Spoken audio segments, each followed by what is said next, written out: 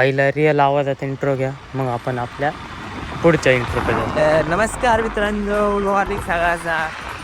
सकाळी सकाळी उठलो, आवरलं, बॅग पाठवून टाकी ऑनलाईन बॅग केलं, डायरेक्ट वाघोलीला राहिला.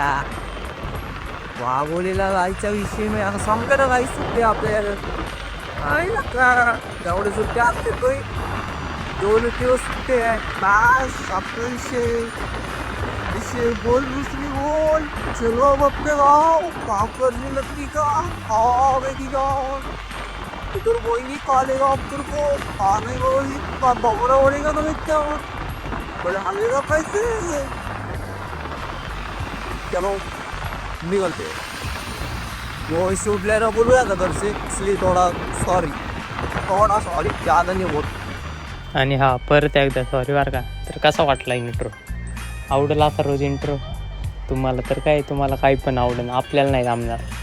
ट्राय करून ठीक आहे. तर सकाळी आवरून आलो डायरेक्ट आपल्या रूमवर आल्या आल्या सगळी गँग बँग बसली होती रूममध्येच. त्यांना म्हणलं चला आवरा जायचे ऑफिसला. बाई एकाची बी आंघोळ नव्हती, मी येऊन उभा एकाची पण आंघोळ. मी सगळ्यांच्या आंघोळ्या झाल्या. यशदान मी निघालो ऑफिसला जायला. यशदाला ऑफिसला सोडलं आणि मी डायरेक्ट पोचलो हार्डवेअरच्या दुकानात. कारण का काही मटेरियल घेऊन जायचं होतं वडगाव शहरीला, पार्सल म्हणजे गाडीत पाठवायचं होतं. मी गेलो हार्डवेअरच्या दुकानात, मटेरियल वगैरे ची लिस्ट दिली, मटेरियल चेक करून काढून घेतलं आणि त्याच्यानंतर मग गाडी बोलवली. त्या गाडी गेली घेऊन मटेरियल हार्डवेअरचं डायरेक्ट वडगाव शहरीला. मग तिथून मग मागून मी बी गेलो गाडी घेऊन आपली बाईकवर गेलो. तिथं 2 साईड चालू आहे. मग त्याची 4 व्हिजिट मारून आलो. म्हणलं आता आलो आहे मटेरियलसोबत तर बघून तरी जावं कसं काय कुठपर्यंत काम झालं. काम तर क्वालिटीमध्ये झालं होतं, चांगला काही विषय नव्हता, ओकेमध्ये होतं सगळं. साईट व्हिजिट वगैरे झाली. त्याच्यानंतर 1-2 तिथली जवळपासची कामं होती ती पण कंप्लीट करायला गेलो, ती पण केली. मग डायरेक्ट निघालो आपल्या ऑफिसला यायला निघालो. तर बाई मोकार ऊन होतं. मग परत वरती गेलो, थोडा टाईमपास केला अर्धा 1 तास.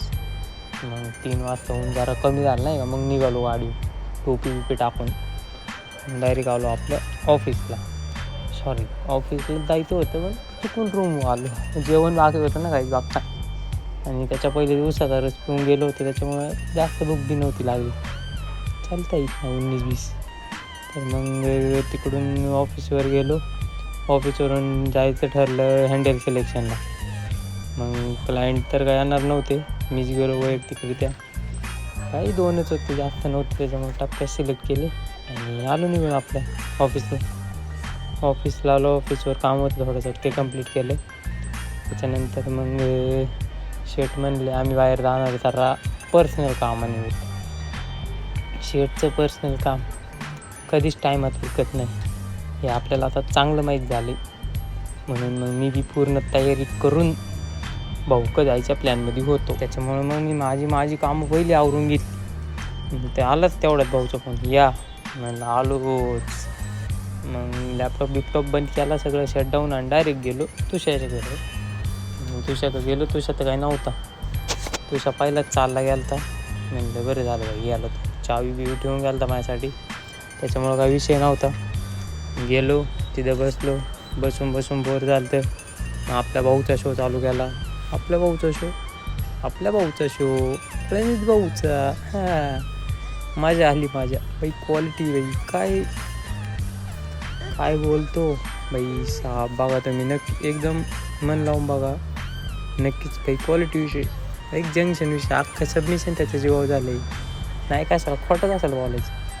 एका बाजूला लॅपटॉप भाऊचा शो, कानात हेडफोन, चलने तो शीट. मग काय शो झाला. 1-2 कस्टमर आले, ते पण हँडल केले चालू. मग शॉप वगैरे लॉक केलं आणि निघालो रूमवर यायला. रूमवर येताना समजलं का जेवायला आज काय जास्त माणसं नाही, कारण का 2च जण होतो आम्ही, बाकीचे जरा बाहेर गेले ते. मग डायरेक्ट आलो रूमवर. तर मग कसा वाटला आजचा व्लॉग आवडला असेल तर लाईक करा, कमेंट करा, सबस्क्राईब करायला विसरू नका. धन्यवाद. अरे ते लाईटी जरा चालू बंद करत जावं लागतं ना, लाईट बिल जास्त आहेत, काय नाही. चला तर मग मिळूया पुढच्या ब्लॉगमध्ये. Thanks for watching. Stay tune for next blog. Bye.